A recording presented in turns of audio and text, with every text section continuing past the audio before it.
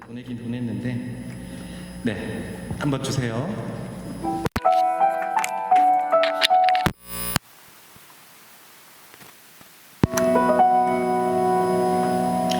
헤롯에게 예수 넘겨 책임을 물어야지. 아냐, 때려서만 넘는 것이 보기에도 좋겠지.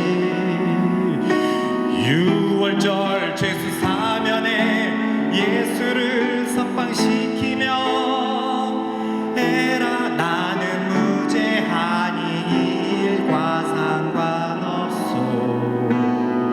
나는 유대 총독이야. 이들의 마음을 사야 돼. 그는 죄가 없어 보이지만 할 수 있는 거 다 했는 거. 여기 하행이야. 자칭 유대인의 왕이여, 나는 당신과 무관하나이다. 나를 괴롭히지 마소서. 편안히 잠드소서. 십자가에서 내려오라. 자기 자신을 구원하라. 외치는 무리들을 거절할 수 없습니다.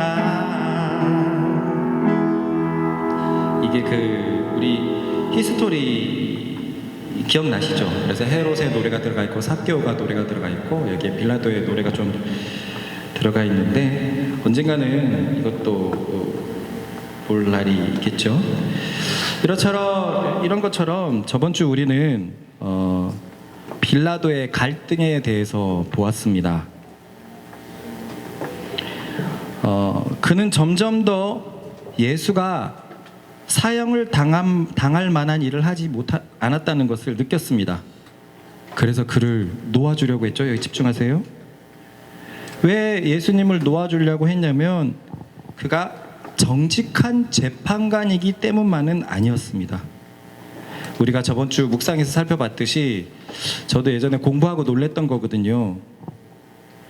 몇 해 전 잔혹한 정치를 펼쳐가지고 그는 로마 당국에 찍힌 신세였어요. 그렇기 때문에 사형 그리고 십자가형이라는 집행을 잘못했다가는 그는 총독 자리에서 물러나야 했습니다. 그래서 그는 사형 집행을 쉽사리 하지 않으려고 했던 거예요. 이해 가시죠? 네. 하지만 산헤드린의 저항이 매우 거셌습니다. 유대인들의 최고 지도자였던 그들은 무조건 예수를 십자가에 다는 게 목적이었어요. 그래서 지금까지 얼마나 위법한 행동을 많이 저질렀는지 모르겠습니다. 이쯤 되니 그들은 빠꾸가 없어요. 뒤로 갈 생각을 하지 않고 예수님을 죽이기 위해서 전념을 합니다. 그래서 그들은 계속 빌라도를 압박하고 있죠. 사형 집행을 하는 건 참 곤란한데 이 산헤드린의 요청도 참 곤란합니다. 다시 말하지만 빌라도는 지금 바람 앞에 등불 신세예요. 근데 식민지에서 자꾸 문제가 있다라는 막 투서들이 올라오면 빌라도는 아주 좋지가 않아요. 그런데 그 식민지의 지도자들이 모두 때로 모여들어서 예수님을 죽이라고 요청하고 있으니 이들의 요청을 묵살할 수도 없습니다. 그래서 우리가 봤듯이 빌라도는 유월절 제수 사면에 예수를 석방시키는 것이 어떻겠냐라고 제안합니다. 본인이 생각했을 때는 아주 묘수였을 거예요. 우리는 이렇게 짧은 성경으로 봐서 그렇지만 중간중간에 약간 생각할 시간들 얼마든지 있었을 것이라고 봐야 됩니다. 그때 이러면 되겠구나, 이러면 되겠구나. 왜냐하면 예수를 고소한 고소 제목이 한마디로 쿠데타였는데 빌라도가 죄수 사면에 제시한 다른 인물은 바로 바라바였기 때문입니다. 바라바는 쿠데타를 크게 일으킨 인물로 성경에서도 그를 강도로 표현할 만큼 무장 봉기를 일으키면서 쿠데타를 했어요. 아마 로마 군인들을 꽤 많이 살해했었던 것 같습니다. 그러니 바라바야말로 쿠데타 중에 쿠데타 인물인데 예수는 누가 봐도 유순해 보이거든요. 그러니 빌라도의 생각으로는 이 쿠데타 2명 중에 누굴 놓아줄까라고 얘기하면 당연히 예수라고 말할 줄 알았어요.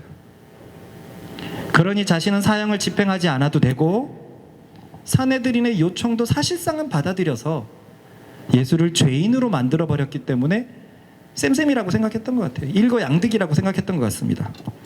하지만 빌라도의 생각은 보기 좋게 빗나갔습니다. 사내들인은 바라바를 사면시키자고 한 거죠. 사실 여기서도 사내들인이 영 이상합니다. 예수를 쿠데타 모의로 고소해놓고 정작 쿠데타를 잔혹하게 일으킨 바라바를 놓아준다고 하는 것은 앞뒤가 안 맞는 행동입니다. 동의하십니까? 네. 사내들인의 요청을 거절할 수도 없고 그렇다고 쉽사리 십자가형을 내릴 수도 없는 빌라도는 두 번째로 잔혹하게 취급해서 동정심을 일으키고자 했습니다. 로마 군인들은요 가시면류관을 만들어가지고 예수님에게 씌웠어요. 나는 예전에 어떤 영상을 봤는데 그게 우리 패션 오브 크라이스트 아닌 그 전날의 영상이었는데 어렸을 때 그 보고 충격을 받았던 적이 있어요. 그냥 뭔가 위에 뾰족뾰족한 거를 그냥 살짝 씌웠다고 생각을 했는데 그 영화에서 보면 진짜 이만큼 가시를 푹 누르면서 머리를 찍고 들어가는데 순간 머리가 푹 터지더니 온몸이 뻘겋게 피로 물드는 거예요. 어렸을 때 굉장히 강렬하게 주일학교 때 고난주간에 봤던 기억이 있습니다. 채찍으로 예수를 가격했죠. 그리고 우린 저번 주에 봤습니다. 유리에 절인 채찍이기 때문에 살점을 뜯겨 나갑니다. 그래서 뼈가 보이는 사람도 뭐 부지기수였고 그래서 채찍 맞다가 죽은 사람도 많았어요. 여러분 바울이 40의 감한매를 5번이나 맞았다 그랬어요. 40대에 채찍 맞으면 죽는다는 거예요. 그렇게 살점이 40번 뜯겨나가면 안 죽겠습니까? 그런 채찍으로 예수를 가격했습니다. 또한 왕들이 입는 자색빛의 옷을 입혀서 쿠데타로 고소당한 예수를 마음껏 조롱했죠. 아무리 복수자에게 억화심정이 있다고 하더라도 그가 너무 처참한 꼴을 당하게 되면 연민의 감정이 드는 것이 사람입니다. 의론이랑 조아론이랑 싸우다 보면 이제 대체로 조아론이가 많이 울거든요. 의론이가 등치가 있고 힘 세니까 요즘에 약간 이렇게 공격을 하는 것 같아요. 그래서 제가 둘 앞에다 놓고 의로운 너가 뭘 잘못했는지 알겠지? 손대 하면 막 울면서 손댑니다. 저는 뭐 사정없이 한 2대 때려요. 조아론 괜찮아? 응. 조아론 용서할 거야? 응. 하면서 서로 용서하고 끝나요. 이 아기들도 눈앞에 있는 그걸 보면 동정심이 올라오는데 한 사람이 거의 진짜 아주 죽을 위기에 처해 있으니 빌라도는 이걸로 노린 거예요. 예수님의 얼굴이 피범벅이 되면 예수님의 등껍질이 걸레 조각처럼 되면 또 군인들이 마음껏 조롱을 하면 사내들인의 마음이 누그러질 것이라고 생각했던 것입니다. 사실 여기서도 빌라도는 크게 위법을 했죠.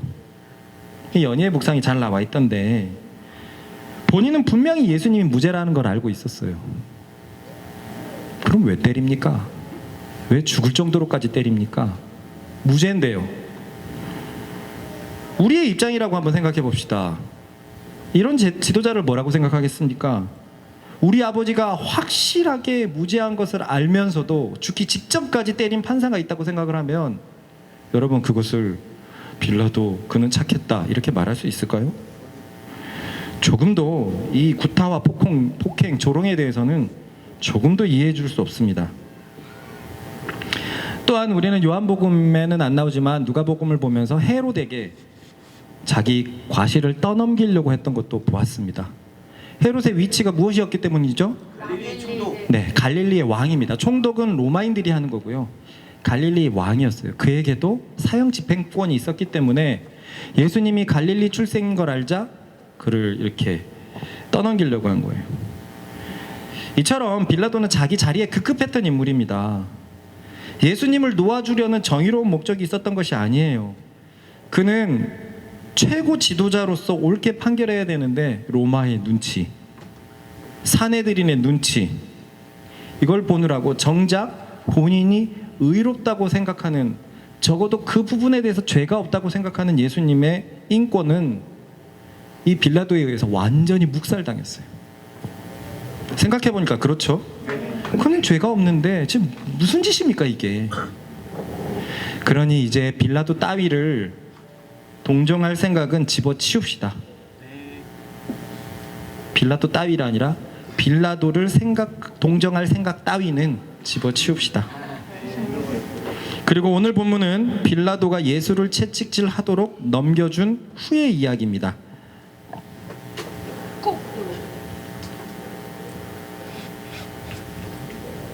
안 되는데 이거 좀 되게 해줘 볼래요?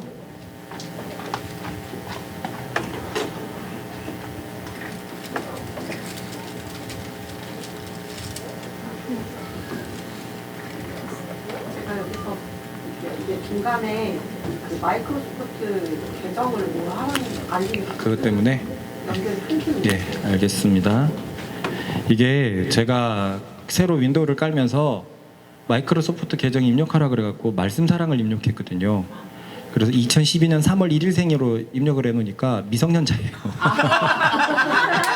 그래서 제 계속 뭐가 문제가 생겨요. 그래서 보면 아빠한테 아버지의 허락을 받아야 되는, 아버지 저로 해놨거든요. 근데 이게 꼬여 있어가지고 이게 지금 자꾸 뭐가 문제가 생겨요. 그래서 아까 현진이한테 바꿔 놓으라 그랬는데 아직 안 됐나 봐요. 읽어보겠습니다. 시작. 예수께서 가시관을 쓰고 자체로 들고 나오시니 빌라도가 그들에게 말하되 보라 이 사람이로다 하매 대제사장들과 아랫 사람들이 예수를 보고 소리가 이르되 십자가에 못 박으소서 십자가에 못 박으소서 하는지라. 빌라도가 이르되 너희가 친히 데려다가 십자가에 못 박으라. 나는 내일에서 죄를 찾아 실패하노라. 자, 보듯이 예수를 때려서 동정심이 들게 하려는 계획은 실패했습니다. 사내들이는 온몸이 만신창이가 된 예수님을 보고도 전혀 동정심이 생기지 않았던 거예요. 오히려 동정심이 생기기는커녕 십자가에 못 박으라고 소리치고 있습니다. 사실 여기서 십자가 얘기가 처음 나와요. 그전에는 그냥 죽여라라는 얘기고 뭐 죽이십시오였는데 이제는 십자가에 관한 얘기까지 꺼내고 있습니다. 사실 십자가형을 생각하는 건 좀 어려운 일이었어요. 왜냐하면 십자가의 사형 방법은 너무 잔인했던 사형 방법이었기 때문에 정말 웬만하면 아무리 심각한 죄수라고 해도 십자가형을 달지 않았어요. 그래서 실제 역사를 보면 예수님이 십자가 달리기 몇 년 전 동안 십자가에 달린 인물이 로마 전역에 없었습니다. 그것은 너무나 끔찍한 사형 방법이라서 사람들이 저항감이 너무 심했던 거예요. 아니 그래도 어떻게 사람을 저렇게까지 합니까? 그러니까 사람들이 생각하기에 십자가형을 받을 만한 사람이 아니면 이거 아예 진행을 못 시키는 일입니다. 그러니 거의 금지된 것 같던 사형 방법인 십자가형을 빌라도가 아닌 유대인 지도자들이 하나님이 세우신 제도의 가장 꼭대기에 있는 인물들이 지금 십자가에 못 박자라고 지금 얘기하고 있는 상황이에요. 그러니 우리는 사내들인이 정상적이라고 볼 수 없습니다. 저는 이들이 사단에게 잠식당했다라고 확신합니다. 너무 정상적이지 않아요. 우리는 예수를 팔려고 했던 유다에게도 사단 곧 마귀가 들어갔다는 것을 보았습니다. 시작. 마귀가 벌써 시몬의 아들 가룟 유다의 마음에 예수를 팔려는 생각을 넣었더라. 사단이 들어가면 사람은 전혀 정상적이지 않게 됩니다. 아주 비정상적인 사람이 돼요. 유다를 봅시다. 베다니의 마리아가 아주 귀한 본인의 향수를 예수님의 발에 부었습니다. 그런데 유다는 그 사건을 보고 매우 붕괴합니다. 그 향수가 마치 자기 것인 양 붕괴합니다. 아까워할 수는 있었을 거예요. 그죠? 네. 그 3천만 원짜리를 왜 땅에 버리냐. 아무리 예수님의 발을 씻는다고 해도 너무 아깝지 않느냐 이럴 수는 있지만 성경을 보면 분개했다. 쥐가 뭐라고 자기 것인 것 마냥 이렇게 하고 있습니까? 우린 잘 알고 있죠. 그거를 헌물로 제출하면, 헌물로 내면 자기가 얼마든지 삥땅 칠 수 있기 때문에 그것을 자기 것처럼 완전히 생각이 오염돼 버렸어요. 뭔가 중독이 돼 버렸습니다. 얼마나 분개했던지 예수님께서는 그녀를 괴롭게 하지 말라라고 경고까지 하셨어요. 시작. 예수께서 하시고 그들에게 이르시되 너희가 어찌하여 이 여자를 괴롭게 하느냐 그가 너희에게 좋은 일을 하였느니라. 물론 여기에서 보면 이 구절에는 너희라고 되어 있어서 유다뿐만 아니라 다른 제자들도 마리의 행동을 타박했다는 것을 알 수 있습니다. 그런데 요한복음을 보면 이 분개한 행동의 주범자는 가롯 유다임이 분명합니다. 시작. 제자들이 보고 분개하여 이르되 무슨 의도로 이것을 하느냐. 제자 중 하나로서 예수를 잡아줄 가룟 유다가 말하되 이 향유를 어찌하여 300데나리온을 팔아 가난한 자들에게 주지 아니하였느냐 하니. 어쨌든 이 가롯 유다가 나서 가지고 이런 막 행동을 해버렸단 말이에요. 분개한 행동. 그리고 예수님한테 꾸중을 들었죠. 그 여자를 괴롭게 하지 마라. 이 얘기에 유다는 얼마나 분개했는지 마태복음은 이 행동 이후에 예수님께서 그 여자를 괴롭게 하지 말라, 바로 그때 그 행동 이후에 대제사장들에게 찾아갔다라고 되어 있어요. 읽어봅시다. 이 여자가 내 몸에 이 향유를 부은 것은 내 장례를 위하여 함이니라. 내가 진실로 너희에게 이르노니 온 천하에 어디서든지 이 복음이 전파되는 데서는 이 여자가 향유로 말하여 그를 기억하리라 하시니라. 그때 12 중에 하나인 가룟유다가 한 자가 대제사장들에게 와서 말하되 내가 예수를 너희에게 넘겨주리니 얼마나 주려느냐 하니 그들이 은사식을 받아주거늘 그가 그때부터 예수를 넘겨줄 기회를 찾더라. 자, 여기 14절의 접속사는 무엇이라고 시작하죠? 그때는 언제입니까? 마리아에게 향유를 부어서 분개한 후에 예수님의 꾸중을 들었을 때, 꾸중을 들었을 그때에, 마태는 그때를 강조하려는 듯이 16절에 한 번 더 반복하죠. 그때로부터. 가룟 유다는 정상이 아니었어요. 왜 자기가 뭐라고 아주 젊은 청년이 자신이 모은 모든 재산과도 같은 향유를 부은 것에 분개할 수 있습니까? 그것에 대해서 꾸지람했다고 스승을 팔아버리겠다라고 마음먹은 것을 보십시오. 오늘 나래가 살짝 꾸지람을 들었죠. 저 뒤에 앉아서 내가 정태아를 팔아버린다. 팔아버릴 거야. 저 LGBT에게 고소해가지고 차별금지법에 십자가에 못 박아버릴 거야. 근데 유다는 그래버렸어요. 이 여자를 괴롭히지 마라. 이게 너무 막 진짜 막 분이 찬 겁니다. 이렇듯 사단이 들어가면 정상적인 사고를 할 수가 없어요. 그런데 오늘 본문을 보면 이 대제사장에게 사단이 들어갔다라고 밖에 볼 수가 없습니다. 그는 유월절이라는 하나님의 거룩한 명절을 지키기 위해서 해가 뜨기 전부터 유월절이 되기 전까지 얼마나 위법을 저지르고 있는지 모르겠어요. 유월절을 지키기 위해서 그 전까지 위법은 몰아서 하고 있습니다. 또 그래놓고는 예수를 죽인 또 명분은 찾으려고 굉장히 애를 쓰다가 이미 위법을 저질러 갖고 막 뭘 해도 될 텐데 명분은 갖고 싶었는지 저 가야바에게 보냈다가 안나스에게 보냈다가 그 명분 찾으려고 몇 시간을 허비했습니다. 그러다가 하나님의 아들이라는 소리에 됐다! 사형이다! 라고 정해놓더니 정작 사형 집행권자인 빌라도에게는 이자가 쿠데타를 모의합니다 라고 고소를 하고 있어요. 그런데 빌라도는 그가 사형을 당할 만한 자가 아님을 확신했죠. 그래서 사내들에게 너희가 쿠데타를 일으킨다고 예수를 잡아왔는데 6월절 제수 사면에 한 명을 풀어주는 전례가 있지 않느냐? 그때 예수를 놓아주려고 한다. 어떻느냐? 아니면 정말 설마 무장봉기 쿠데타를 일으키는 바라바를 놓아주랴? 누가 봐도 이것은 예수님이 사면되어야 됩니다. 그런데 사내들이는 빌라도가 전혀 예상하지 못한 바라바를 놓아주라고 하죠. 그래서 빌라도는 예수님에게 채찍을 가합니다. 그리고 사내들인을 비웃기라도 한 모양 그에게 자색옷을 입히고 조롱을 하죠. 무슨 말이냐면 사내들이나 봐라, 이자가 너희가 말하는 유대인의 왕이 맞냐? 너희가 말하는 쿠데타를 일으키려고 하는 자가 맞냐? 이렇게 비루한 자가, 이렇게 연약한 자가 조롱하는 의미였어요. 여기서 사내들이는 마음을 돌이켜야 됐습니다.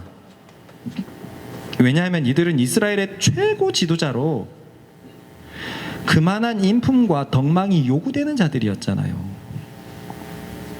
이들은 지금 무리를 해도 한참 무리를 하고 있습니다.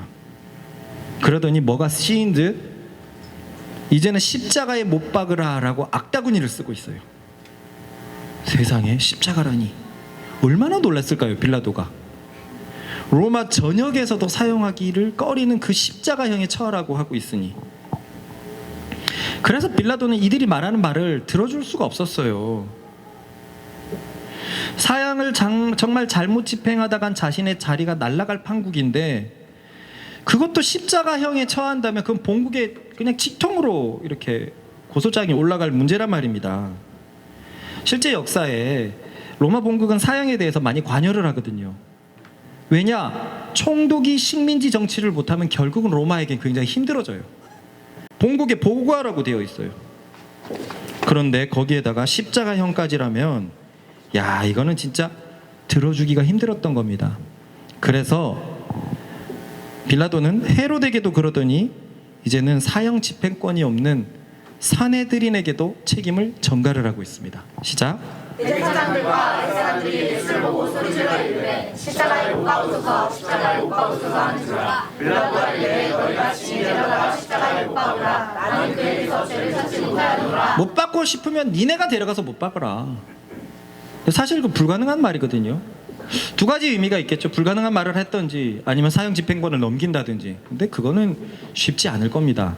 그 로마의 법 구조상 쉽지 않을 거예요. 나는 그에게서 죄를 못 찾았는데 할 수 있다면 니네가 해라, 이러는 말이에요. 그런데 사내들인의 다음 말을 한번 봅시다. 시작. 유대인들이 대답하되 우리에게 법이 있으니 그 법대로 하면 그가 당연히 죽을 것은 그가 자기가 하나님의 아들이라 함이니이다. 여기서 자신들의 본심을 드러냈습니다. 이 말은 이렇습니다. 사실 그를 크테타로 고소하려던 것이 아니었습니다. 그는 우리 법에 의해서, 유대법에 의해서 당연히 죽을 자였는데, 왜냐하면 그가 자신을 하나님의 아들이라고 했기 때문입니다. 그는 우리가 섬기는 하나님을 모독한 자입니다. 이제서야 자기들이 고소한 것이 위법이라고 말하고 있어요. 쿠데타가 아니었어요. 이제 왜 바라바를 놓아주라고 했는지도 빌라도 입장에서는 이해가 가요. 자신들의 법에 의해서 했는데, 자신들의 종교법을 가지고는 로마가 사형 집행을 하지 않거든요. 이런 것에 대해서는 사형 집행을 하지 않거든요. 그러니까 몰래 위법을 해가지고 쿠데타로 그렇게 한 겁니다. 얼마나 치졸합니까? 일단 여기서 사내들인의 태도는 뒤에서 보도록 하고, 빌라도의 태도를 한번 계속 이제 찾아봅시다. 지난 2주 동안 빌라도는 예수님에게서 무엇인가를 느꼈던 것이 분명합니다. 또한 우리는 마가복음 묵상을 할 때 원어로 보면 빌라도가 예수님에게서 신적 기운을 느꼈다라는 단어가 쓰였다고 그랬어요. 기억합니까? 네. 뭔가 얘기하면서 다른 거예요. 다른 뭔가 아우라가 있는 겁니다. 이런 상황에서 사내들인이 지금 뭐라고 얘기합니까? 십자가 못 박으라. 예수님 저자가 하나님의 아들입니다라는 얘기를 했어요. 자기는 지금 뭔가 계속 이상하다고 느끼고 있고 신적 기운을 느끼고 있고, 아내도 와가지고 저 사람을 괴롭히지 마십시오, 밤에 저는 꿈에서 너무 괴로웠습니다, 저 사람에게 아무것도 하지 마십시오, 그러고 있는데, 알고 보니 사내들이니 저자가 본인을 하나님의 아들, 신의 아들이라고 했습니다. 빌라도가 얼마나 놀랐을까요? 얼마나 이상하게 생각했을까요?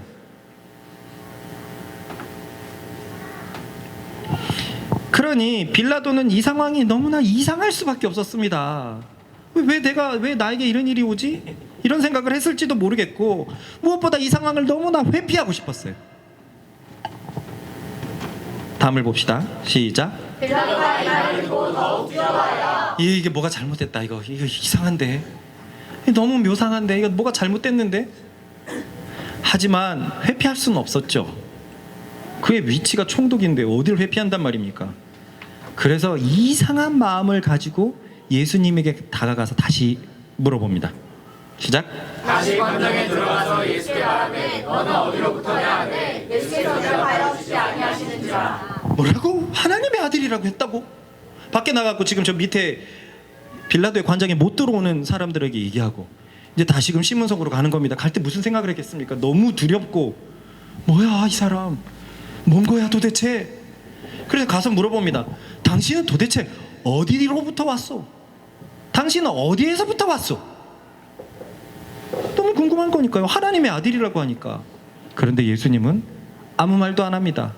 여기서 문제, 왜 예수님은 아무 말도 안 할까요? 이미 말씀하셨어요. 이미 말했어요. 이미 말했습니다. 이미 말했는데 또 말하는 것은 소용이 없습니다. 그는 안 들을 거기 때문이에요. 이미 말한 거 한번 보십시다. 시작. 예수께서 대답하실 때내 나라는 이 세상에 속한 것이 아니니라. 속한 것이었더라면 내 죽음을 싸워 나를 유대인들에게 넘겨주지 않게 하였으리라. 이제 내 나라는 여기에 속한 것이 아니니라. 빌라도가 이르되 그러면 내가 왕이 아니냐. 예수께서 대답하실 때 내가 말하지 내가 왕이니라. 내가 이를 위하여 태어났으며 이를 위하여 세상에 왔나니. 이 세상에 속하지 않았다는 것을 얘기했어요. 어디서 왔느냐? 하늘에서 왔다. 얘기를 또 할 필요가 없습니다. 분명히 이 세상에 속하지 않다고 지금 여기만 3번을 말하고 있습니다. 예수님이 대답을 하지 않으니까 이 빌라도는 막 속이 타는 겁니다. 너무 이상하게 생각합니다. 그래서 재차 물어봅니다. 시작. 빌라도가 이르되 내가 말하지 아니하느냐. 내가 너를 놓을 권한도 있고 십자가에 못 박을 권한도 있는 줄 알지 못하느냐. 이 사람아 왜 내게 말을 안 하느냐? 내가 너를 놓아줄 수도 있고 너를 십자가에 못 박을 수도 있는 권한이 내게 있다는 것을 모르느냐? 이 말에 예수님은 답변을 하십니다. 보십시다. 예수께서 대답하시되 위에서 주지 아니하셨더라면 나를 해할 권한이 없었으리니. 이 말은 무슨 뜻입니까? 빌라도요, 당신의 고난은 하나님이 주신 것입니다. 하나님이 주시지 않았다면 당신은 나를 해칠 아무런 권한이 없습니다. 야, 이 예수님의 이 품이 보십시오. 이 깊음 보십시오. 예수님은 지금 십자가를 넘어서 하나님을 보고 계십니다. 예수님은 십자가를 넘어서 위를 보고 계시고 하늘을 바라보고 계세요. 그러니 너를 놓아줄 권한도 있고 너를 못 박을 권한도 있지 않느냐? 그러면 우리 같으면 혹해가지고 놓아줄 권한에다가 무릎 꿇고 어떻게든 나를 놓아주세요라고 할 것 같은데 예수님은 그렇지 않아요. 하나님을 보고 있습니다. 이 말할 때 예수님의 모습이 어땠을까요? 담담하지만 굉장한 위험이 서려 있었을 거예요. 빌라도, 당신의 고난은 하나님께서 주신 것이요. 하나님께서 당신에게 주시지 않았다면 당신은 아무런 고난을 내게 끼칠 수 없어. 빌라도가 얼마나 철렁했을까요? 그러므로 예수님은 십자가 눈을 들어 하늘을 바라보시면서 본인이 하나님의 뜻에 따라 십자가를 지고 있는 것을 잘 알고 있었어요. 지금 이 고통과 피와 등에서 흐르는 고통, 이 조롱에도 불구하고 넘어서 십자가 뒤에 하나님의 계획을 보고 있었습니다. 그러므로 최고의 권력자, 땅의 최고의 권력자 빌라도는 예수님에게 아무것도 아니었어요. 그는 하나님의 뜻 안에서 계획대로 실행하는 자였을 뿐입니다. 좀 심하게 말하면 하나님의 계획 속에서 NPC였어요. 대단한 게 아니에요. 딱 그에 맞게 실행할 자였으니까 예수님은 NPC에게 무릎을 꿇지 않으십니다. 단 그렇다고 해도 사람은 자신들의 논리로 예수님을 죽인 것입니다. 무슨 말이냐면 하나님께서 권세를 빌라도에게 줬지만 사람들이 볼 때는 사내들인이 예수님을 고소했기 때문에 예수님이 여기로 온 것이죠. 이해 가시죠?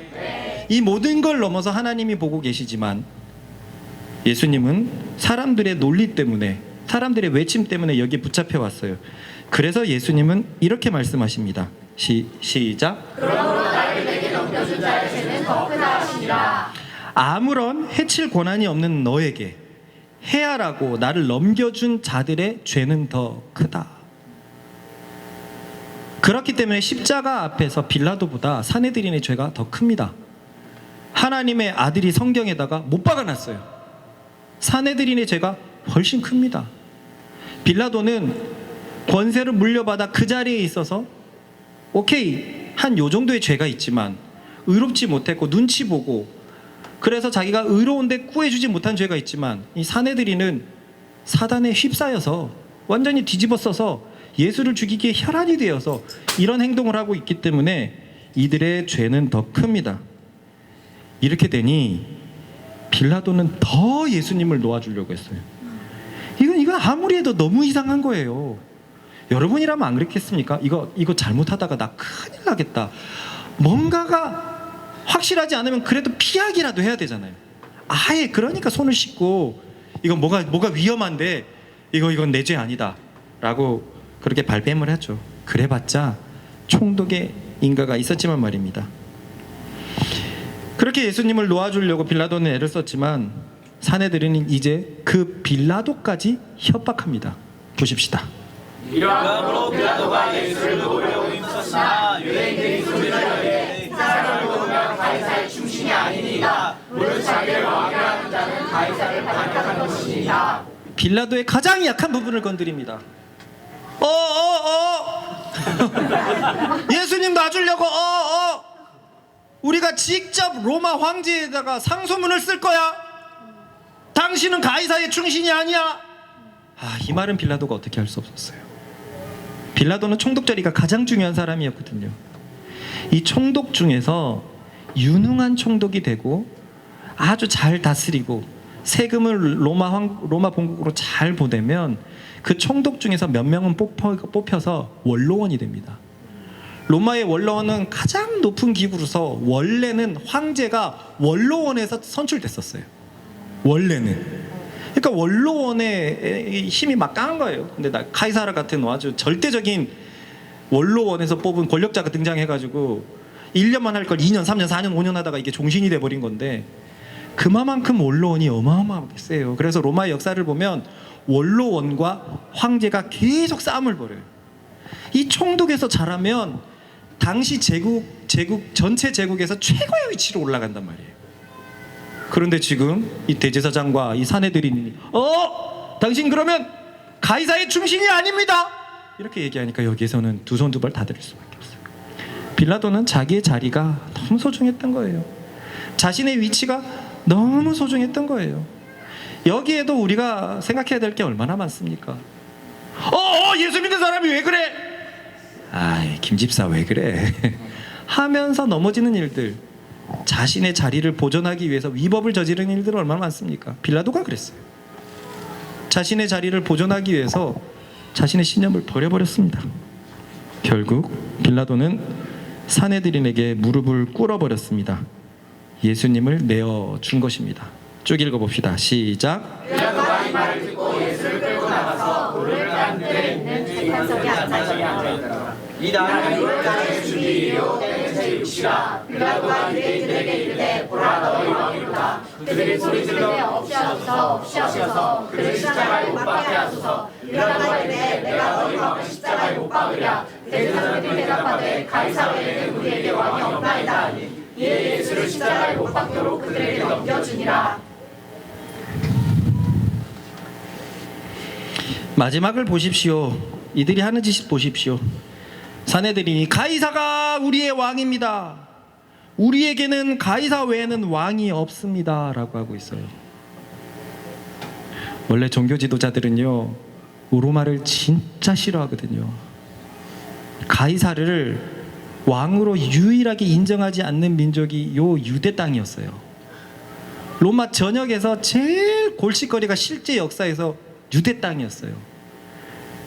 그래서 이 뒤에 보면 70년경에 유대 땅의 총독이 황제가 됐거든요.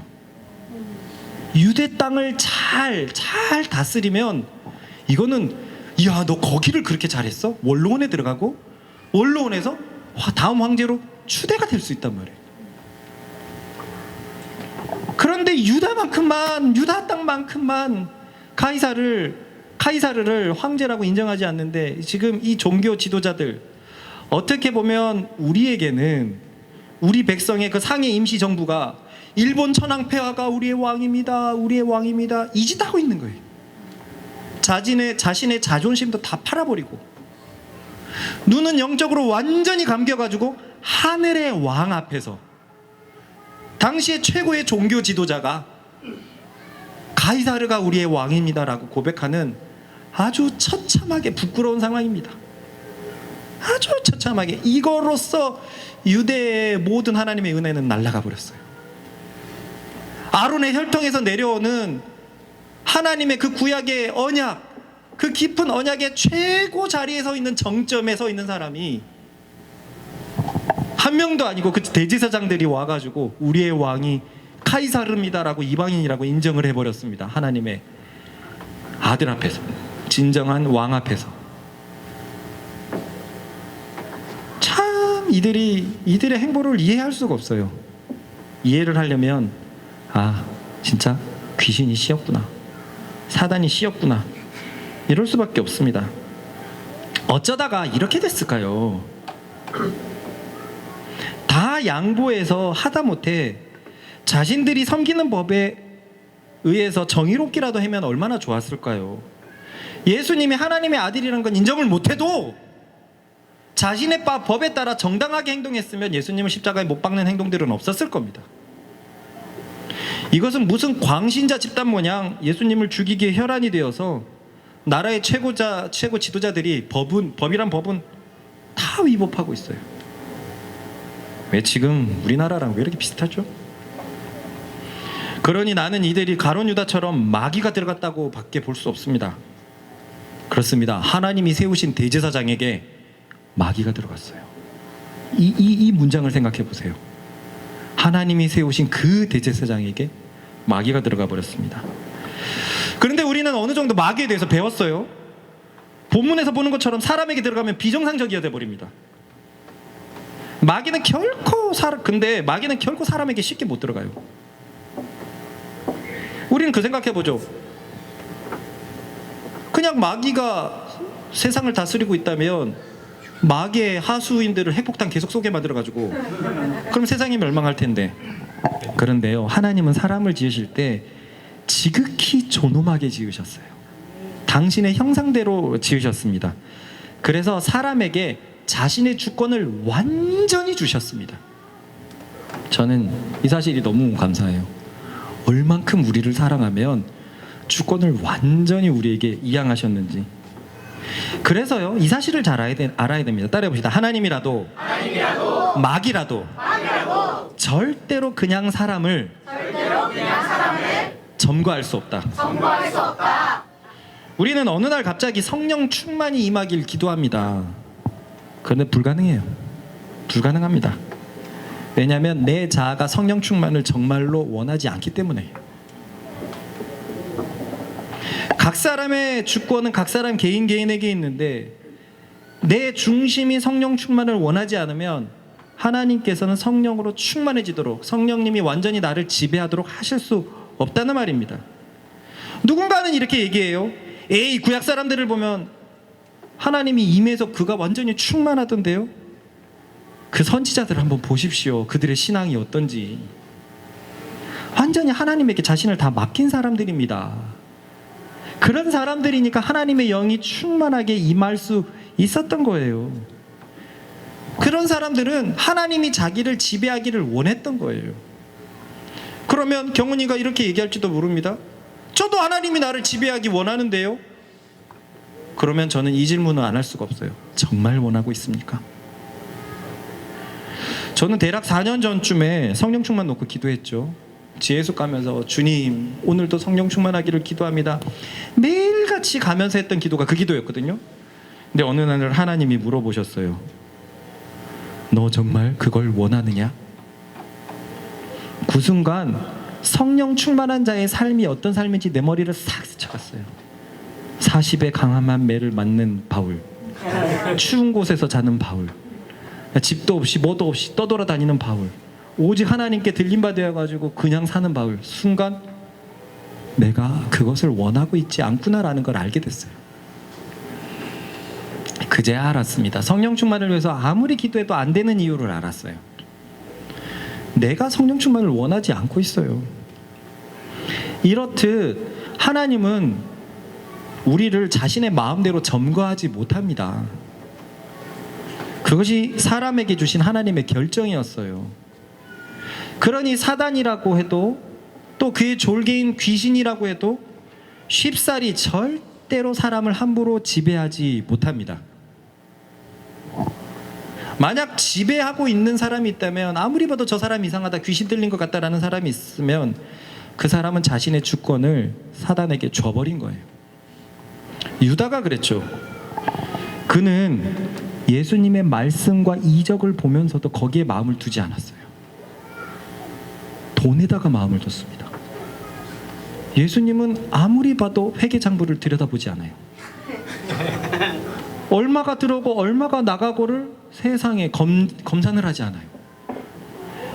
처음에는 아주 쉽게 어떻게 했을 겁니다. 어쩌면 그도 의롭게 뽑혔던 제자였기 때문에 처음에는 절대로 그냥 하지 않았을 것 같기도 해요. 실수로 돈이 생겨버린 겁니다. 그리고 지나다 보니까 나중에 알게 됐어요. 이 돈이 그 돈이었네? 실수로 알게 됐는데, 근데 아무도 나에 대해서 의심하지 않아요. 예수님의 공동체는 서로 사랑하는 공동체였거든요. 의심하지 않아요. 그래도 마음에 처음에는 분명히 정죄감이 들었을 거예요. 이래도 되나? 예수님의 제자인데. 그런데 하필이면 마침 고향에서 엄마가 아프다는 연락이 왔어요. 유다야, 너 돈이 없니? 그런데 자기는 돈 나올 구석이 있거든요. 이건 어쩔 수 없다. 내 부모를 공경하라. 하나님의 명령이지 않은가. 예수님도 자신의 친엄마가 왔을 때 매몰차게 하던데, 그거는 하나님을 공경하는데 그러면 안 되지. 자신만의 이상한 합리를 해가지고 쓰다가 하다 보니 바늘도둑이 소도둑 된다고. 그 젊은 여인 마리아가 헌금을 하는 것도 자기 것 마냥 생각하잖아요. 충분히 이해가 가죠. 바늘도둑이 소도둑 돼가지고 이제는 막을 수 없는 중독의 단계까지 나가버린 겁니다. 죄의 문을 활짝 열어줘 버렸어요. 그러니 죄의 주권자인 마귀가 그를 지배할 수 있었던 것입니다. 반대로 아주 연약했지만 계속 중심이 하나님을 향해서 불타고 있었던 이 11 제자들은 성령 충만이 임할 수 있었던 이유가 바로 여기에 있었습니다. 그들은 계속 예수님을 사랑했거든요. 예수님을 믿었고 예수님 안에서 온전히 살려고 하는 중심이 있었기 때문에 성령 충만이 그들에겐 허락되었던 것입니다. 그렇습니다. 유다는 계속 기회가 있었는데 절도를 저질렀어요. 여러분, 아까 유다의 마음에 마귀가 들어갔다라고 되어 있죠. 그런데요, 한참 전에 예수님이 이 비슷한 말씀을 하신 적이 있어요. 보십시다. 시작.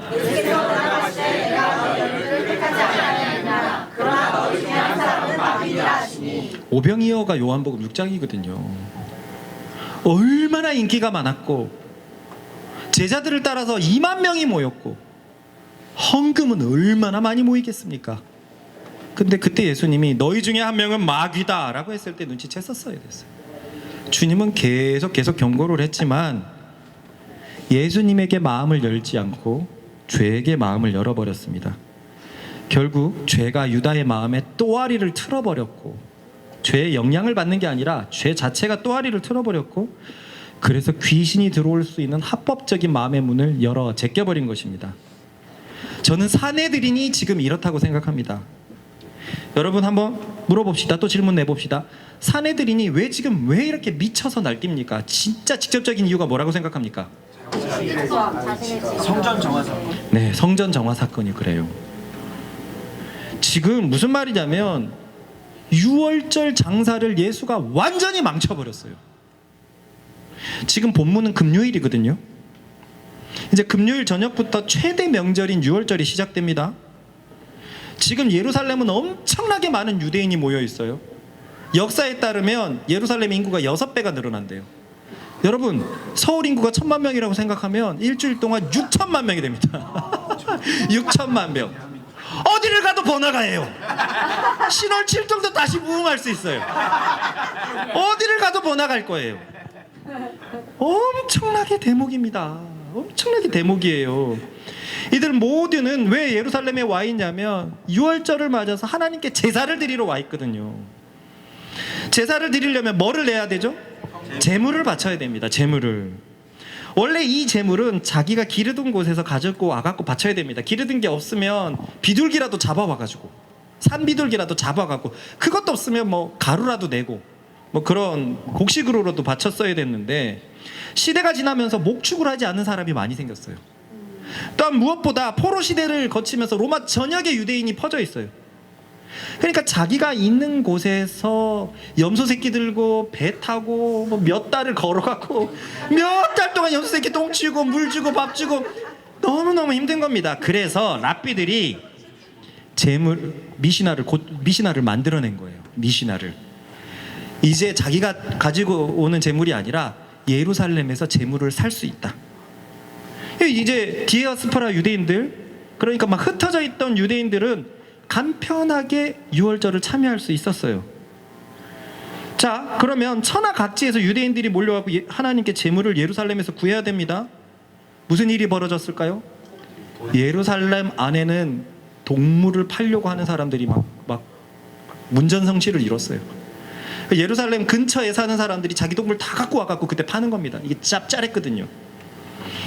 이것을 사내들인이 놓칠 수가 없었어요. 법을 또 만들어 버립니다. 사내들인이 지정한 곳에서만 재물을 살 수 있다. 이게 되게 이상할 것 같은데 아마 논리는 이랬을 거예요. 이건 저의 픽션이지만, 원래 너희들은 각자 집에서 가져와야 되지 않는가? 부정한 재물을 하나님께 바칠 수 없는데 남들 거 샀다가 그것이 부정한 재물인지 어떻게 할 수 있는가? 저 로마에서부터 배 타고 이끌 멀리 왔는데 부정한 재물을 하나님께 드리는 그런 예배를 드리겠는가? 이제 우리가 검수해 주겠다. 검증된 재물을 바쳐라. 그렇게 하면서 그 시장을 사내들인이 독점을 해버립니다. 그뿐만이 아니에요. 성전세를 내야 되는데, 성전세는 일반 사회에서 통용되던 돈이 아니었어요. 무조건 예루살렘 성전에 와갖고 예루살렘 성전의 돈을 바꿨어야 됐어요. 그러니까 이 막대한 재물의 독점, 그리고 환전의 독점, 이게 엄청나게 짭짤했습니다. 엄청나게 짭짤했어요. 그러니 6월절만 되면 이제 난리가 나는 거예요. 이게 뭐 진짜 크게 한몫을 챙길 수 있거든요. 그런데 예수라는 자가 계속 이렇게 주목하고 있던 자가 이 장사를 완전히 뒤엎어 버렸습니다. 보십시다. 그들이 예루살렘에 들어가다가 예수께서 성전에 들어가사 성전 안에서 예배하는 자들을 내쫓으시며 도망들이 받은 자들의 의자를 불러 엎으시며 아무나 물건을 가지고 성전 안으로 지나다니며 허락하지 아니하시고 이에 가르쳐 이르시되 기록된 바 내 집은 만민이 이루어지리라 칭함을 받으리라고 하지 아니하느냐. 너희는 방을 소리를 만들었다 하시매 대제사장들과 서기관들이 듣고 예수를 어떻게 죽일까 묻게하니. 마지막 구절 보세요. 예수를 어떻게 죽일까? 지금까지도 물론 예수를 죽이려고 계속 주의 깊게 살펴봤지만, 지금까지는 저자를 언젠간 죽여야 되는데 이렇게 바라봤다면, 이 월요일 날은 자신들의 돈을 완전히 망쳐버렸어요. 그래서 그날은 확실히 죽이기로 결정한 날입니다. 이들은 참을 수가 없었습니다. 그래서 죽이려고 화요일 날에, 월요일 날에 성전을 뒤엎으신 예수님이고 화요일 날에 다시금 예수님을 찾아가고 토론을 벌입니다. 명분을 찾으려고, 예수를 죽일 명분을. 그런데 그 토론에서 수없이 많은 사람들에게 완전히 참패를 당합니다. 그러면 이 화요일 날도 장사가 잘 됐을까요? 쉽지 않죠. 월요일 날에 그 난리통이 있었는데 화요일 날에는 그 예수님에게 완전히 KO 당했으니 화요일 날도 공쳐버렸습니다. 이 월화, 지금 대목이 금요일인데 월화가 공쳐버렸어요. 수요일 목요일도 평소 같지 않았을 거예요. 예수님께서 뒤엎으면서 구약을 얘기하시면서 하나님의 성전이 이래서야 되는가 하는 것이 건건한 유대인들의 마음을 쳤을 것입니다. 그 성전에는 온갖 그 재물들의 똥소리, 똥냄새, 재물들의 우는 소리, 환전 바꾸는 소리, 장사꾼의 소굴이 돼버렸거든요. 마치 영화에서 보는 도박꾼의 막 그런 것처럼 아주 난잡한 그런 게 돼버렸는데, 그러니 평소 같지 않았겠죠. 그래서 수요일 날 실제 죽일 계획을 짜버립니다. 돈도 망쳤고 자신들은 백성들 앞에서 완전히 부끄러워져 버렸어요. 토론에서 대패했으니까. 그런데 그때 유다가 찾아오는 거예요. 그래서 수요일 날 완전히 예수님을 죽일 실제 계획을 짭니다. 그리고 목요일 날 만찬 후에, 예비 만찬 후에 야심한 밤에 군인들과 함께 습격한 거죠. 그리고 본문은 금요일 날 이른 아침이에요. 그리고 저녁이 되면 6월절이 될 겁니다. 지금 이들은 자신들의 성과급이 너무 날아가 버렸어요. 못 참는 겁니다. 그 이권 카리트를 한번 생각해 보세요. 돈이 얼마나 모였겠습니까? 그 성과급은 억 단위보다도 넘지 않았을까요? 대제사장에겐 수십억, 수백억을 땡길 수 있는 기회지 않았을까요? 완전히 망쳐버렸어요. 미쳐버리는 겁니다. 그게 불과 월요일 화요일이고 지금 그 일이 계속 진행되고 있는 거예요. 그래서 이들은 완전히 비정상적인 사람이 되어서 문을 활짝 열어놨습니다. 성경은 최고의 종교 지도자라고 해도 얼마든지 타락할 수 있음을, 또한 사단에게 문을 내어줄 수 있음을 보여주고 있습니다. 이것은 결코 가벼운 얘기가 아닌 것은요, 구약에서도 이런 사례가 있었어요. 구약에서도 이런 사례가 있었어요. 예레미야 때 보면 대제사장이 예레미야를 죽이려고 그렇게 노력을 합니다. 예수님 때도 이런 일이 있어요. 또 이후 카톨릭을 보면 어떻습니까? 종교 끝에 올라오는 사람이 장사하고 있잖아요. 이건 어떻습니까? 그러니 우리는 질문을 하지 않을 수가 없죠. 지금은요, 지금 종교 지도자들은 하나님을 섬긴다고 확신할 수 있을까요? 과연 지금 이 나라의 최고의 종교 지도자들이 하나님의 사람이라고 단정 지을 수 있을까요?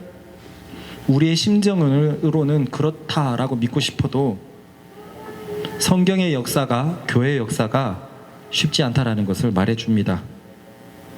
저는 오히려 지금의 이 혼잡한 시기를 볼 때 그 마지막 때, 그 어느 때보다도 지금 혼잡한 시기잖아요. 특히 창조 질서가 완전히 무너지고 있거든요. 그리고 창조 질서가 무너지는 그 선두에 우리가 서 있어요. 완전히 출산율이 바닥이기 때문에 그렇습니다. 저는 이 원인이 어디에 있을까 생각을 해봐요. 성경은 믿는 자들이 빛과 소금이 되지 못했을 때 하나님께서는 그 땅을 버리신다고 되어 있습니다. 예레미야서를 보면은요, 이런 말씀이 있거든요. 읽어봅시다. 너희는 예루살렘으로 빨리 다니며 그 얼굴거리에서 찾아오고 알라. 너희가 만일 정의를 행하며 진리를 구하는 자를 한 사람이라도 찾으면 내가 이 성읍을 용서하리라. 이 큰 성 가운데 하나님의 뜻 안에서 살아가는 사람 한 명만 있으면 하나님은 그 성을 용서하십니다. 이것이 성경의 표현이에요. 이렇게 보면 소돔과 고모라에서 욥도 하나님의 뜻대로 살아간다고 볼 수 없었던 것을 알 수 있죠. 그리고 그가 딸들을 내어주는 행동들을 보면 이상했습니다. 그는 이미 시대에 오염됐던 사람이에요. 그는 오로지 아브라함의 신앙 때문에 구원받았던 거죠. 그가 아브라함과 같은 신앙이 있었다면 그 성은 멸망하지 않았을 거예요. 성경은 이렇게 얘기를 하고 있습니다. 한 사람이라도 하나님의 뜻을 행하면 하나님의 얼굴은 그곳을 향할 거예요. 또 이런 말씀도 있죠. 보십시다. 시작. 내 이름을 일컫는 내 백성이 그들의 악한 길에서 떠나 스스로 낮추고 기도하여 내 얼굴을 찾으면 내가 하늘에서 듣고 그들의 죄를 사하고 그들의 땅을 고칠지라. 분명히 성경은 하나님을 믿는 자들이 하나님의 얼굴을 구하면 그 땅을 고친다고 되어 있습니다. 그렇기 때문에 이 땅을 고치기 위해서 교회가 제일 해야 될 일은 나가서 집회하는 게 아닙니다. 하나님을 제대로 섬길 때 그때 하나님께서 이 땅을 고칠 것입니다. 아멘. 세상의 정치인들은 정치인들의 방법대로 나라를 고치려고 하면 돼요. 빌라도는 그렇게 못했잖아요. 세상의 법에 따라도 정당하게 행동하지 못했잖아요. 세상의 법에 따라 정당하면 돼요. 우리 교인들은, 정말 하나님을 알고 있는 백성들은 이 하나님의 방법대로 나라를 고치기 위해서 애쓰면 됩니다. 아멘. 그것이 이겁니다. 하나님 앞에서 올바른 신앙을 갖고 있는 것. 그래서 하나님 앞에 참된 회개를 하고 참된 반성을 하고 하나님의 얼굴을 구할 때 하나님께서 그 땅을 고쳐주십니다. 그런데요, 이거 2000년부터 이거 굉장히 유명한 노래가 되어가지고 정말로 많은 청년들이 많이 불렀거든요. 근데 세상은 더 악해져 갔다는 걸 아무도 부인할 수 없을 거예요. 교회의 권세는 너무나 힘이 많이 빠져버렸습니다. 다른 말로는 설명이 안 됩니다. 교회가 하나님을 벗어나고 있기 때문이고, 그렇다는 말은 지도자들이 하나님께 인도하지 못하고 있다라고 얘기하지 않을 수가 없습니다. 어떤 특정 지도자를 말하는 게 아니고요. 결코 제가 이 나라의 현실을 보면 과연 지금의 지도자들은 하나님을 섬긴다고 얘기할 수 있는가, 이 관점에서만 보자는 거예요. 그래서 더 기도하고 하나님을 섬기는 제사장들이, 사역자들이 올바로 서 있기를 기도하자는 거지, 지금의 어떤 체제를 불신하자는 말은 아닙니다. 하지만 이 사내들인을 보세요. 그렇게 영광스러운 직업이었는데도 하나님의 아들, 하늘의 왕 앞에서 우리의 왕은 가이사입니다 라고 얘기를 하고 있어요. 지금 이 시대는 어떨까요? 초림하실 때 이 모양 이 꼴이었다면 재림하실 때는 교회가 어떤 모습일까요? 열왕기서랑 역대기서를 보면 분명히 알 수 있는 사실이 있어요. 지도자 한 명이 제대로 서면 나라가 평온합니다. 왕 한 명이 제대로 서면 나라가 평온하고요. 때론 왕이 흔들릴 때 대제사장이 잘 서도, 여호야다라는 대제사장이 섰을 때는 나라가 평온했어요. 지도자 한 명이 잘 쓰면 나라는 평온합니다. 예수님의 시대의 대제사장은 사단에게 팔려버렸어요.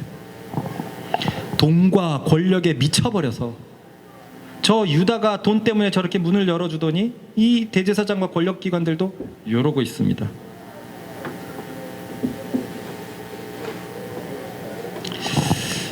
그러니 말씀을 정리하면서 저는 이 한국의 급격한 타락이 무엇을 말하고 있는 것일까?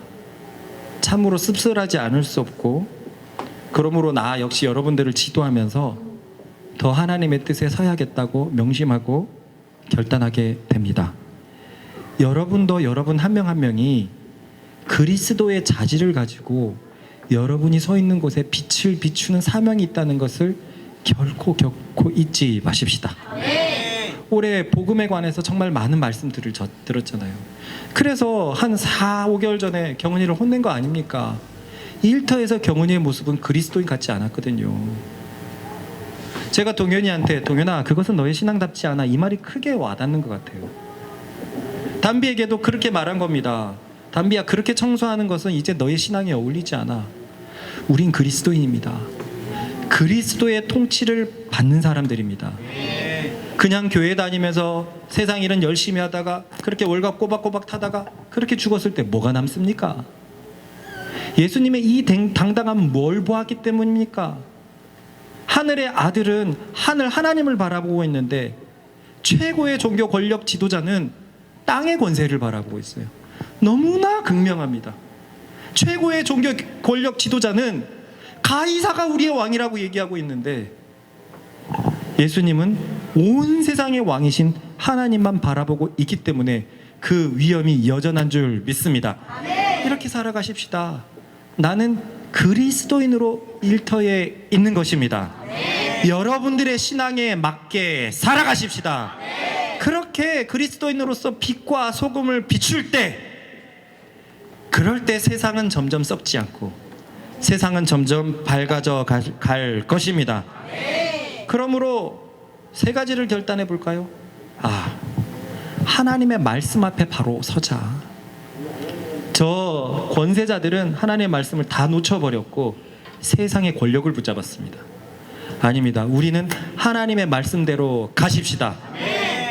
한 부모님이 얘기한 걸 들었어요. 말씀은 그렇게 얘기하고 있지만 말이야, 그런데 이러면 안 됩니다. 그거 심판대 앞에서도 얘기할 수 있을까요? 얘야, 딸아, 너는 왜 그렇게 살았느냐? 성경에서 이렇게 말했던 걸 몰랐느냐? 말씀은 그렇게 말하는 걸 알았죠. 하지만요, 여러분, 이러면 안 됩니다. 말씀이 그렇게 말했다면 거기서 끝입니다. 거기에 우리의 방점을 찍읍시다. 거기에 우리 자신을 올려 놓으십시다. 그러면 정말로 당당하게 살아갈 수 있습니다. 왜 세상에서 담대하고 당당하지 못합니까? 세상에서 뭔가를 얻으려고 하니까. 이러면 내 길이 막힐 것 같고, 이러면 문제될 것 같고, 그래가지고 출세한들, 그래가지고 돈이 많아진들 천국에 무슨 도움이 되는데요? 1g이라도 면류관을 더 할 수 있습니까? 천국에 1cm라도 가까워질 수 있습니까? 부질없습니다. 하나님을 바라보고 하나님 앞에서 너는 하나님의 말씀을 순종하고 살았는가? 네, 그렇습니다 라고 말할 수 있는 준비를 하십시다. 아울러 이 땅의 지도자들을 위해서 기도하십시다. 타락한 지도자들은 어쩔 수 없어요. 그들을 위해서 뭐 기도할 필요도 없고 기도가 응답도 되지 않을 겁니다. 하지만 어린 지도자들이 있어요. 예전에 저 같은 어린 지도자들, 주님을 정말 사랑하나 어떻게 살아가야 될지 모르는 지도자들, 그들을 위해서 기도하십시다. 정말 그리스도를 바라보는 지도자 될 수 있도록 그리스도를 아는 지식을 더해달라고 기도하십시다. 마지막으로 결단하십시다. 똑같은 결단이지만요, 나는 땅을 바라보지 않겠다. 땅의 권세를 바라보지 않겠다. 완전히 재물을 완전히 크게 생각해가지고 사단에 씌워버린 사내들임. 분명히 정당한 것을 알았지만, 위법하지 않았던 것을 알았지만 세상의 정당함대로 행동하지 못해서 하늘의 왕자를 보고도 십자가에 내어준 아주 무기력하고 연약한 빌라도, 가장 연약해야 되는데 하나님을 바라보고 있으니까 위엄과 그 영광이 충만했던 예수 그리스도, 땅을 바라보지 않고 하늘을 바라보겠다고 결단하십시다. 우리 주여 한번 해줘 같이 기도하십니다. 주여! 아까 말했던 것처럼 이 땅에 초보 그리스도인들 그리고 또 지도자들을 위해서 기도하십시다. 우리도 그런 때가 있었잖아요. 예수님을 위해서 사는 것이 진짜 모를 때가 있었잖아요. 마음은 원하는데 주님 마음이 살아있고 중심이 살아있는 그들에게 성령의 기름을 한없이 부어 주십시오. 그래서 우리와 같이 이 땅을 치유하는 길에 성경적인 방법으로 앞에 서게 하여 주십시오. 주여 한번 외쳐 기도합니다. 주님, 우리의 시선을 들어 땅을 바라보지 않고 하늘을 바라보게 하여 주십시오. 하나님의 아들이 하나님의 보좌에 앉아서 심판하러 이 땅에 오신다는 그 말씀을 항상 염두하는 자 되게 하여 주십시오. 오 주님, 세상의 논리 위에 서 있지 않고 성경의 말씀에 성경 기준 위에 서 있는 우리 되게 하여 주십시오. 주님이 다시 오셔서 네가 나를 사랑했느냐, 내 말씀대로 살아갔느냐 라는 질문에 말할 것이 많은 우리 되게 하여 주십시오. 오 주님, 땅을 바라보지 않게 하여 주십시오. 얼마나 많은 교인들이 땅을 바라보며 무너져가고 있습니까? 이 사내들이는 어떻습니까? 주님, 우리가 정말로 취해야 될 권세는 그리스도 안에 있고 저 천국에 있음을 기억하면서 예수를 더욱더 바라보는 25년 한 해 되게 하여 주십시오. 예수님의 이름으로 감사하며 기도했습니다. 아멘.